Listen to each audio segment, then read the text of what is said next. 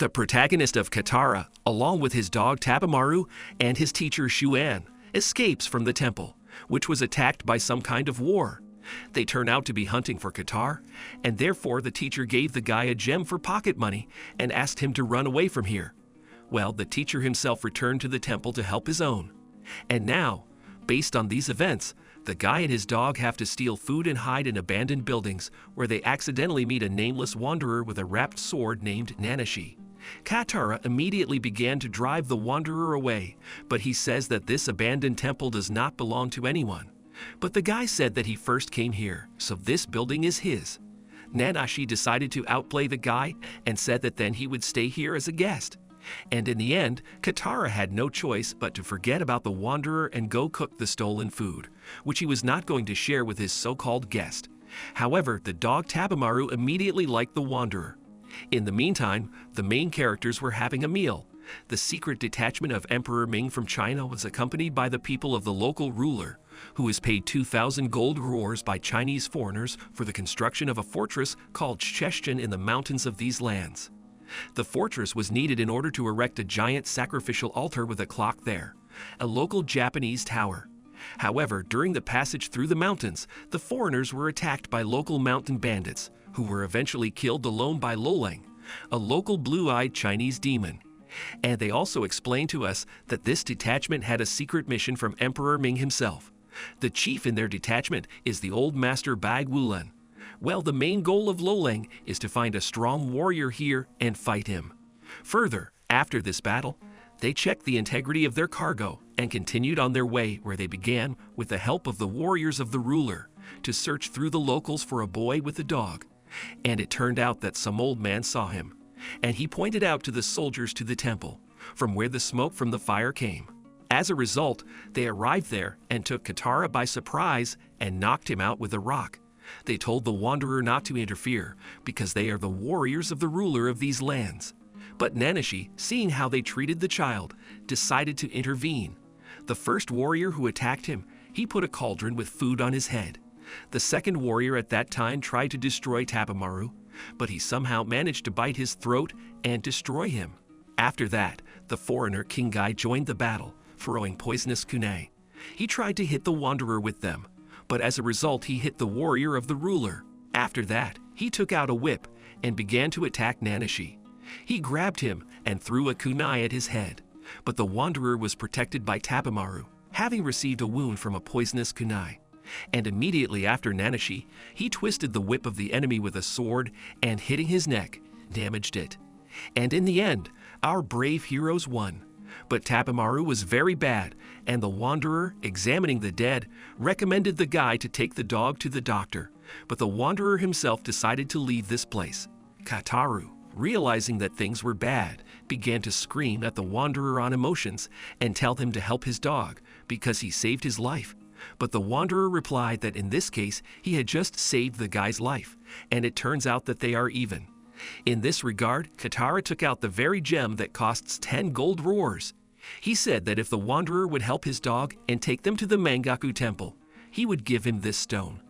And Nanashi agreed to this, and saddling the horse of the dead warriors, went to the doctor in the nearest city, reaching which he asked the guy to hide the saddle, which could give them away. Then they got to the doctor, and he did everything he could. But he had almost no experience in treating animals. He only said that they give the dog plenty of water, and he needs rest. In this connection, our heroes rented a house from a local vegetable merchant grandfather and stayed in this place for a couple of days, where the wanderer had dreams at night, where he was at war. And in the morning, he went to the city for a new saddle. Well, at the same time, the warriors of the ruler, together with the Chinese does, discovered inanimate bodies in the temple. Seeing a kunai in their comrade's head, they, on the orders of their ruler, grabbed Doshu and began torturing him. In the temple, they burned everything and pretended that someone had destroyed Doshu. And it turned out that the stranger does not receive pain, and so far they have not been able to get information from him. However, Itadori, the local commander of the warriors, continued to torture him to find out what the outsiders were up to. Parallel to this, other Outlanders Partami and Loleng patrolled the city, where the second was called by the locals the demon with golden hair and blue eyes. And there, from their conversation, we learn that they need to find a guy within 4 days before the full moon. After all, if they do not have time to find it, then they will have to wait a whole year for the next full moon. They need the guy to use his red liquid to make an elixir of immortality for Emperor Ming. And all of them, except for Lolang, are on some kind of doping, because of which they do not feel pain and makes them super hardy. It so happened that a wanderer who bought a new saddle nearby caught the eye of Lolang. He saw his sword and decided to spontaneously fight it on the bridge. As a result, they fought with him on equal terms. And Nanashi fought without taking out his knotted sword. Lolang wondered why the wanderer did not draw his sword. However, a little later he was informed that the bodies of their team had been found. And they went there, leaving the wanderer alone. He then returned back to Katar, who continued to be wary of him. However, after he gave Tabamaru the medicine given by the healer, Katar apologized to the wanderer for his behavior. Meanwhile, Lolang arrived at the temple, and from the coagulation of the red liquid on inanimate people, he realized that at the beginning 2 of the ruler's army were destroyed, and after that King Gai's neck was injured and his hair was cut off. The hair was most likely cut off by Dozia, whose body they found nearby. But Lolang realized that this was a trick. He immediately reported this to Bai Wulin and said that most likely Dozia was alive, since he did not find a scar on Dozia's burnt body, which he had on the floor of his arm to the very bone. He believes that it was the warriors of the ruler who did all this in that temple.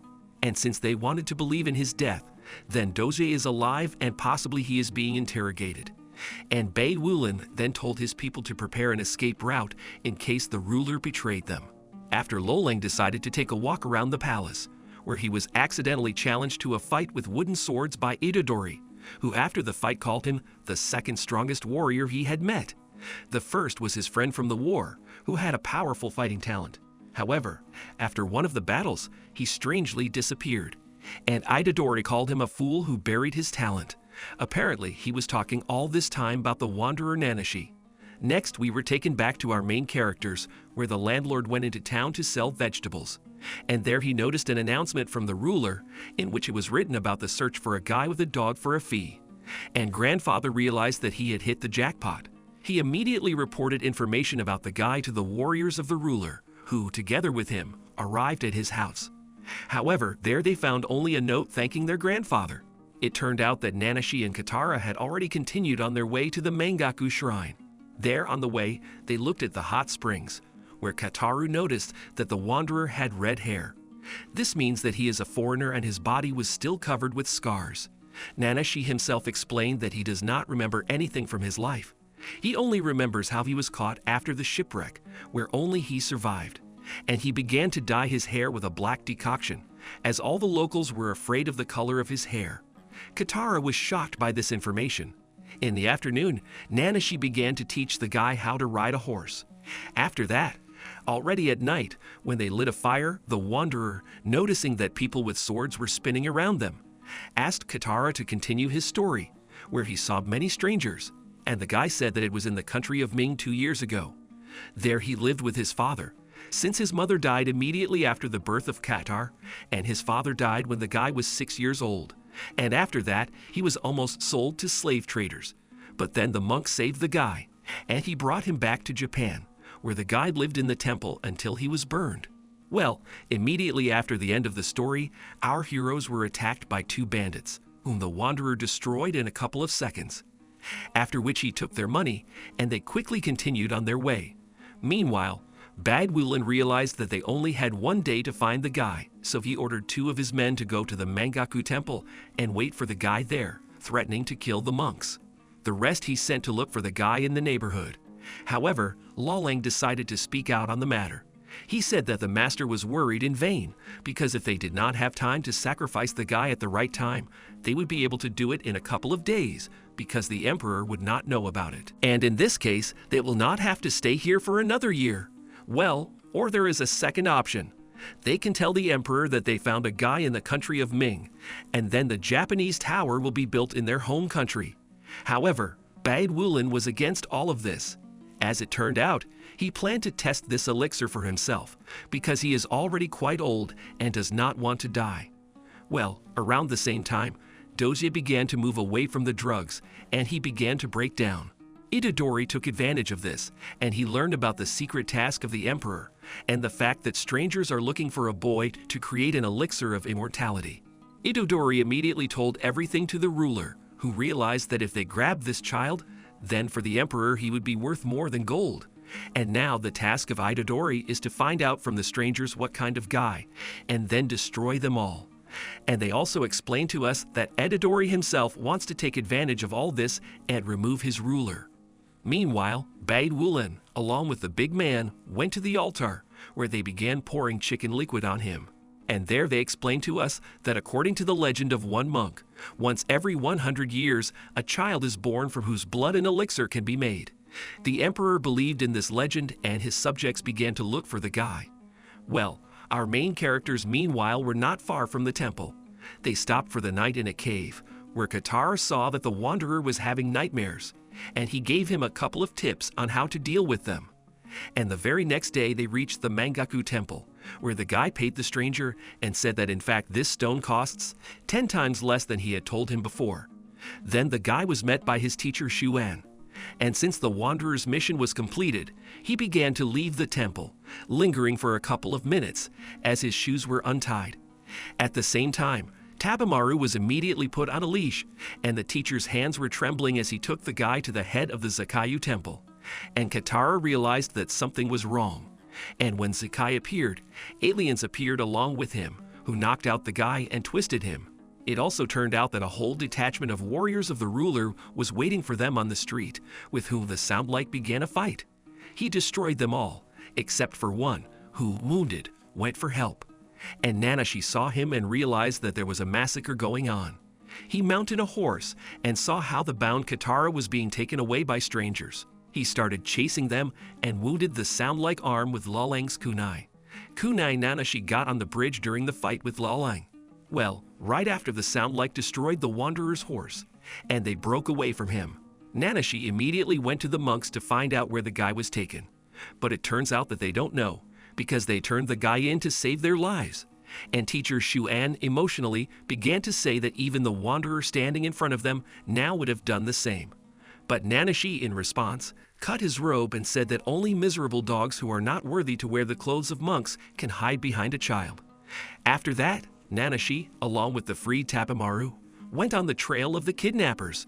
But Xuan, realizing that he wanted to save the guy, but did not do it because of Zakai, by the time Itadori arrived, Xuan took his own life. Zakai was also sentenced to death for treason.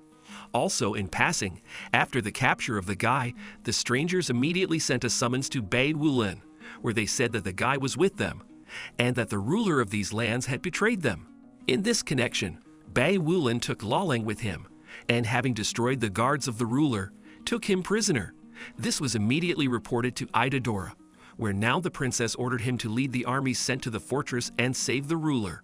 In this connection, dressed in armor and taking with them their faithful assistant Jirota, they set off to catch up with the army going to the altar.